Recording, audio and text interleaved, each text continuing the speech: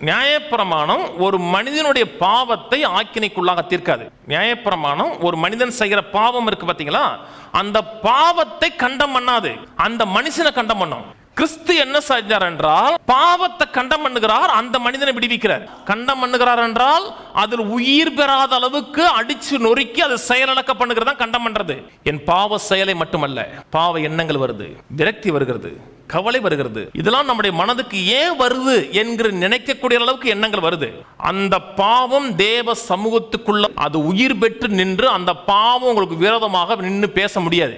அன்புள்ள பிதாவே, இயேசு நாமத்தில் வருகிறேன்னு சொல்லும் பொழுது உங்க பாவம் தேவ சமூகத்துக்கு முன்பாக நின்று, நீங்க செஞ்ச பாவம், நினைச்ச பாவம்லாம் தேவ சமூகத்துக்கு நின்று, இவன் பாவம் செஞ்சிருக்கான், பாவம் எண்ணி இருக்கான், இவன் தேவ சமூகத்தில் வரவு தகுதியற்றவன், தேவனோட ஆசீர்வாதத்தை பெற தகுதியற்றவன், தேவனோட தயவை பெற தகுதியற்றவன் சொல்ல முடியாது.